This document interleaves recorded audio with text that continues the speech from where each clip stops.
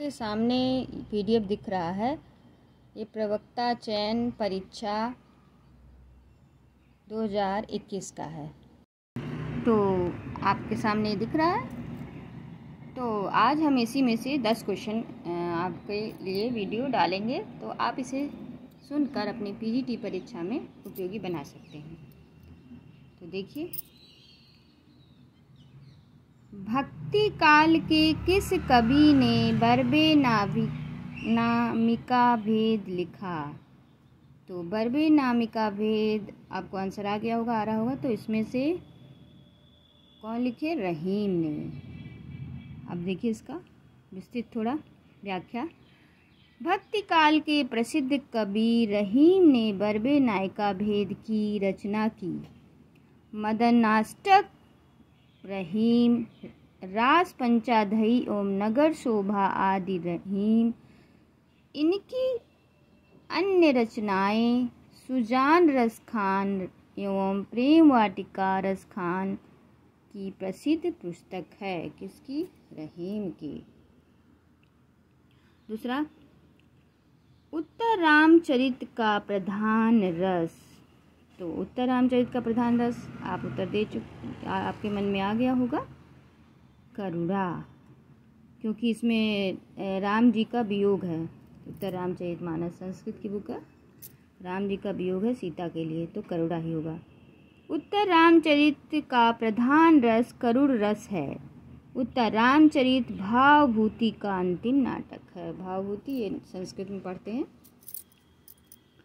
तीसरा देखिए, उर्दू आगात शब्द है, उर्दू आगात शब्द है तुर्की। उर्दू आगात है तुर्की।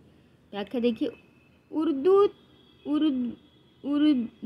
तुर्की से आगात शब्द है आया हुआ, जो शब्द एक भाषा में उत्पन्न होकर किसी और भाषा में बिना अनुवाद के प्रयुक्त होता हो उसे आगात शब्द कहते हैं। एक में उपसर्ग का प्रयोग है।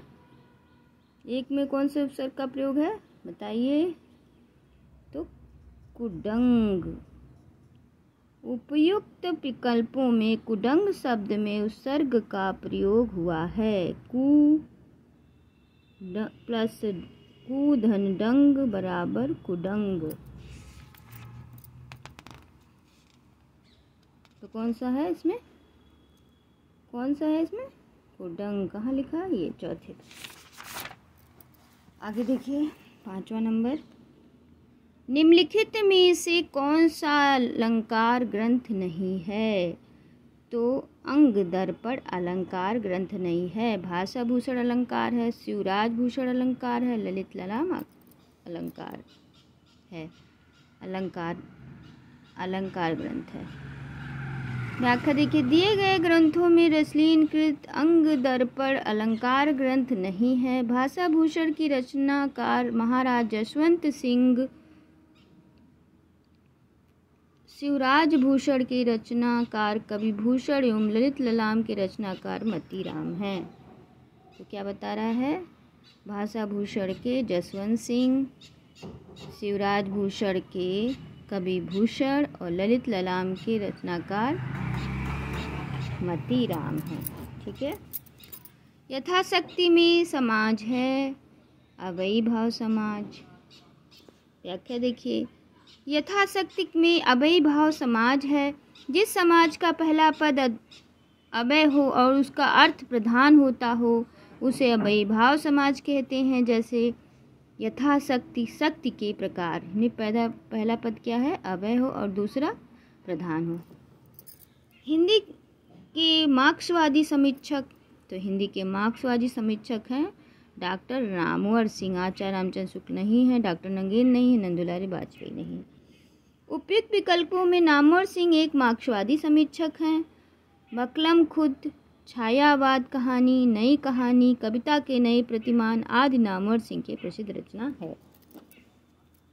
निसहाय हिंदू उपन्यास के लेखक कौन हैं? निसहाय हिंदू के उपन्यास के लेखक राधा कृष्ण दास हैं। निसहाय हिंदू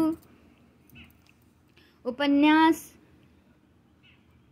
के लेखक राधा कृष्णदास, दुखीन बाला, पद्मावती, महाराणा प्रताप आदि इनकी अन्य प्रमुख रचना है। तो निशान हिंदू किसका है? राधा कृष्णदास का है। दुखीन बाला पद्मावती का है। पद्मावती, महाराणा प्रताप आदि इनकी अन्य प्रमुख रचना है।